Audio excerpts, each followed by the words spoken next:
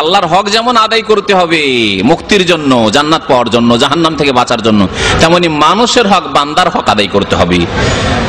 খাঁটি মুসলমান ওই ব্যক্তি যেই ব্যক্তি আল্লাহরও হক আদায় করলো, তাতে কোনো ত্রুটি করলো না, ঘাটতি করলো না, এবং বান্দারও হক যথাযথ আদায় করলো, কারো হকে ত্রুটি করলো না। যেমন মাতা পিতার হকে কোনো ত্রুটি করলো না, তেমন স্ত্রীর হকে কোনো ত্রুটি করলো না, ছেলে মেয়েদের হকে ত্রুটি করলো না, পাড়া প্রতিবেশীর হকে কোনো ত্রুটি করলো না, মুসলিম ভাইদের হকে কোনো ত্রুটি করলো না। মানুষ হিসাবে অমুসলিম যারা মানুষ রয়েছে তাদের হকের ক্ষেত্রে কোনো ত্রুটি করলো না। এমনকি পশু পাখি কে অন্যায় ভাবে কেউ যদি হত্যা করে তাহলেও জাহান্নামে যেতে হবে। নবী করিম সাল্লাল্লাহু আলাইহি ওয়াসাল্লাম বলেছেন। ইসলাম কত সুন্দর আদর্শ শিখিয়েছে। আজকে এই 100-150 বছর থেকে পশ্চিমারা শিখালো অ্যানিমাল রাইটস, মানে পশু অধিকার, পশু অধিকার, পশুর অধিকার। 1400 বছর আগে প্রিয় নবী মুহাম্মদ রাসূলুল্লাহ সাল্লাল্লাহু আলাইহি ওয়াসাল্লাম মানবাধিকার নয়, শুধু পশুর অধিকারের কথা শিখিয়ে গিয়েছেন। নবী করিম সাল্লাল্লাহু আলাইহি ওয়াসাল্লাম সহিহ বুখারী হাদিস, একটি হাদিসে বলছেন যে দাখালাত ইমরাতুন নারা ফি হিররাতিন, একটি মহিলা একটি বিড়ালের কারণে জাহান্নামে গিয়েছে। নবী করিম সাল্লাল্লাহু আলাইহি ওয়াসাল্লাম গায়বের সংবাদ দিচ্ছেন, অদৃশ্যে জাহান্নামের কথা সংবাদ শোনাচ্ছেন যে একটি মহিলা একটি বিড়ালের কারণে সে জাহান্নামে গিয়েছে, অর্থাৎ জাহান্নামে যাবে এবং সে আগুনে জ্বলতে আছে কবরের জীবনে, বারজাখী জীবনে সে জাহান্নামে যাবে। কেন?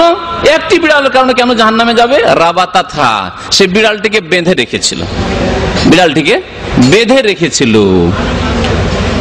ওয়ালাম তুতেমহা, বিড়ালটিকে খেতে দেয়নি। বেঁধে রেখেছো ভালো কথা, বিড়াল যদি পুষতে চাও, আর যদি মনে করে বিড়ালটা পালিয়ে যাবে, অন্য কোনো বাড়িতে পালিয়ে যাবে, আমার বাড়িতে রাখবো, তো বেঁধে রাখলে খাবার দিতে হবে। ওয়ালাম তুতেমা, খেতেও দেয়নি। ওয়ালাম তাদাহা তাকুলু মিন খাসাসিল আরজ, আর ছেড়েও দেয়নি রশি থেকে, যে ছেড়ে দি খেয়ে আসুক, কিছু খেয়ে দিয়ে আসুক, তারপরে না, ছাড়েনি।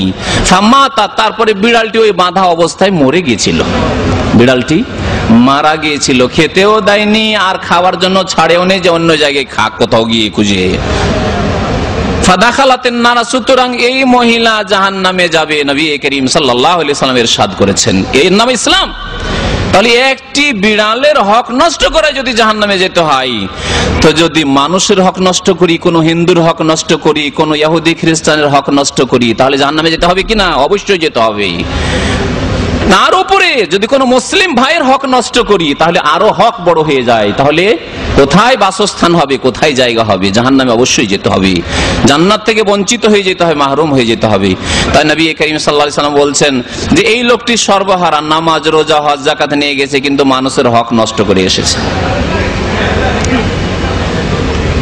সবাই আসবে, যাদের উপরে জুলম অত্যাচার হয়েছে সব আসবে, যাকে গাল দিয়েছে সে আসবে, বা যাকে যাকে গাল দিয়েছে, অনেক লোকে গালিগালাজ করে চকত্ব ভাষা বলেছে, সব আসবে আল্লাহর দরবারে, এসে দরখাস্ত করে, আল্লাহ তোমার কাছে বিচার চাই, এই জালেম আমার উপর জুলুম করেছে, আমাকে গালি দিয়েছে। আরো কিছু লোকে আসবে বলে, আল্লাহ এ আমাকে মেরেছে, এই লোকটি আমাদেরকে মেরেছে।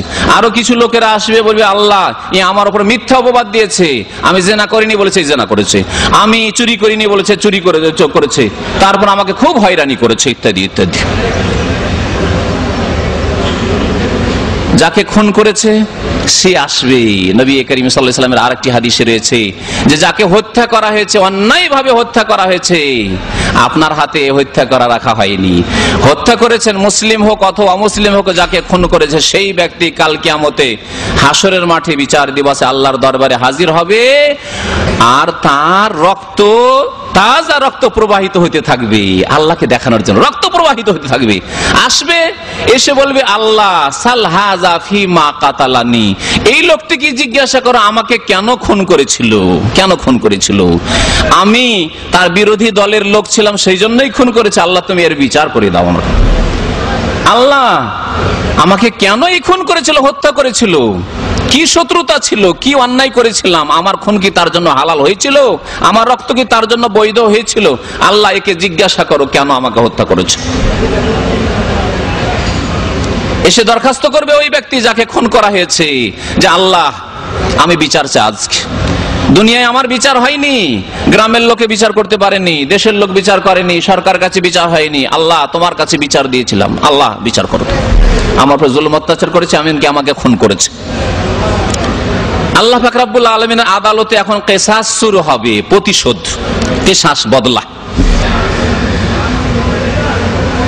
কি দিয়ে পরিশোধ করা হবে? ফায়ুতা হাজামিন হাসানাতে, প্রত্যেককে আল্লাহ পাক রব্বুল আলামিন ডাকবেন আর নেকি দিতে শুরু করবেন। এর নেকি আছেন, নামাজের নেকি আছে কোটি কোটি নেকি নিয়ে গেছে, নামাজের নেকি, রোজার নেকি নিয়ে গেছে, পাহাড়ের মতো নেকি নিয়ে গেছে, জাকাতের, সাদকার, দান খায়রাত, ভালো ভালো আরো কাজ করে গেছে, কিন্তু জুলুম অত্যাচার করে গেছে। সমস্ত লোকদেরকে, ওই মজলুমদেরকে আল্লাহ পাক ডাকবেন, যাকে গাল দিয়েছে দিয়ে দেবেন, যাও নেকি নিয়ে যাও, নেকি নিয়ে জান্নাতে চলে গেল ওই লোকটি। নেকির ঘাটতি ছিল, কিছু অভাব ছিল, তার জন্য হয়তো কিছুদিনের পানিশমেন্ট হচ্ছিল, শাস্তি হচ্ছিল, জাহান্নামে যেতে হইতো, এই কিছু নেকি এখান থেকে পেয়ে গেল, জান্নাতে চলে গেল। যার উপর মিথ্যা অপবাদ দিয়েছে, যার উপরে জুলুম অত্যাচার করেছে, যার আত্মসাৎ বেঈমানি করেছে, যাকে খুন করেছে, যাকে মেরেছে, সবাই আসবে আর নেকিগুলো নিয়ে যাবে। শেষখানে কিছু লোক বাকি থেকে যাবে, যাদের উপর জুলুম অত্যাচার করেছে ওই জালেমে। এইরকম বহু জালেম কাল কিয়ামতে হবে, অসংখ্য জালেম হয়। আজকে যদি অসংখ্য জালেম একটি সমাজে থাকে, তাহলে সারা বিশ্বে কত জালেম এইরকম রয়েছে।